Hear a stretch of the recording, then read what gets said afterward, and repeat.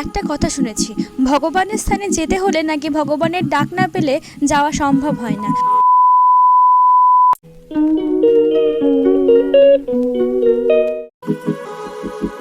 দিনটি ছিল ভাইফোঁটার, সম্ভবত নভেম্বরের ৩ তারিখ। কিছু কারণের জন্য মা মাসিরা মামাকে সকালবেলাতেই ফোঁটা দিয়ে দিয়েছিল। আর আমরা আরেক মামার বাড়িতে গিয়ে সবাই মিলে বসে আড্ডা দিচ্ছিলাম। অনেকদিন পর দাদার সঙ্গে দেখা হয়েছিল সবার। দাদা যখন ডিউটিতে ছিল তখনই তার সঙ্গে প্ল্যান হয়ে গেছিল যে এবার যখন যাব তখন গ্রামের শেষ প্রান্তটা যেন ঘুরিয়ে নিয়ে আসে।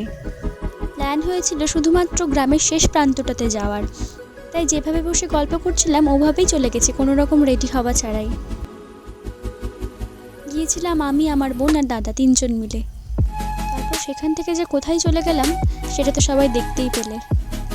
এই দেখো আমার আরেক মামা, রাস্তায় হঠাৎ দেখা হয়ে গেল তার সঙ্গে। আমার মামার বাড়ির গ্রামটার নাম হলো বিশ্বনাথপুর, যেটা দক্ষিণ দিনাজপুরে অবস্থিত।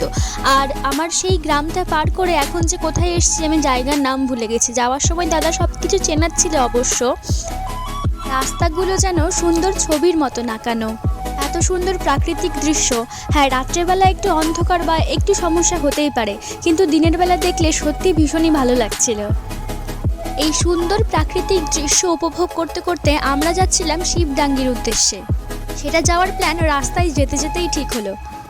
যারা আমার পুরনো ভিডিও দেখেছো তারা নিশ্চয়ই জেনে থাকবে যে বেশিরভাগ সময়ই কোনো রকম প্ল্যান ছাড়াই আমার সব জায়গায় যাওয়া হয়ে যায়, আর সেটাই হয় সবথেকে আনন্দদায়ক।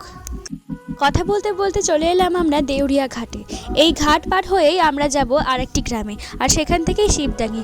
আর এই গ্রামেই হলো আমাদের সঙ্গে এইটা হচ্ছে টাঙ্গুন নদী, এইটা হচ্ছে আমি, আর দূরে দাঁড়িয়ে যে হাসছে সেটা আমার দাদা, আর আমার বোন ভিডিও করে দিচ্ছে। বাইক সহ আমরা উঠে পড়লাম এবার নৌকাতে।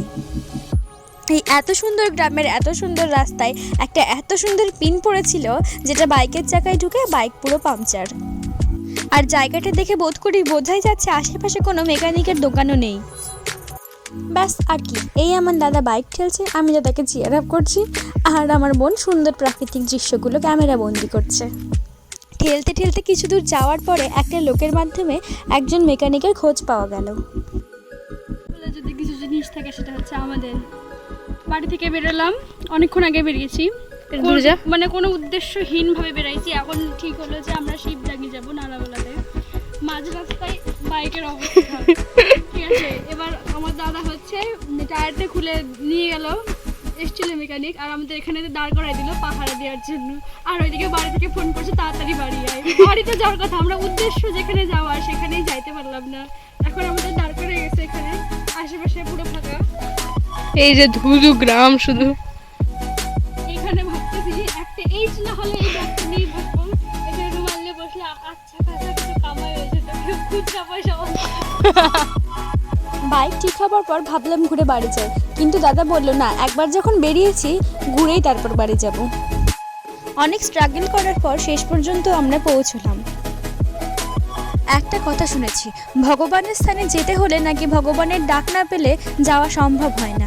আমাদের সঙ্গেও ঠিক একই ঘটনা ঘটেছে। এই শিবডাঙ্গি যাওয়ার জন্য অনেকবার প্ল্যান করেছিলাম, কিন্তু সেই প্ল্যান বরাবরই ক্যান্সেল হয়েছে। আর সেদিন এত কিছু সমস্যা হওয়ার পরেও আমরা ঠিক চলে গেছি মহাদেবের দর্শনে। এই মন্দিরটা সম্পর্কে আমি বিশেষ কিছুই জানি না, কারো যদি কিছু জানা থাকে তাহলে আমাকে অবশ্যই জানাবেন। সেখানে কিছু ছবি তুলে আর এখানে একটু স্প্রাইট খেয়ে চলে এসেছিলাম বাড়িতে, এবং বাড়ি এসে শুরু হয়ে গেছিলো আমাদের ভাইফোঁটার অনুষ্ঠান।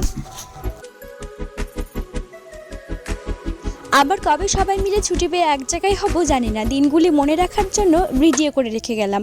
আজকের ভিডিওটা এই পর্যন্ত, দেখা হবে নেক্সট একটা ব্লগে।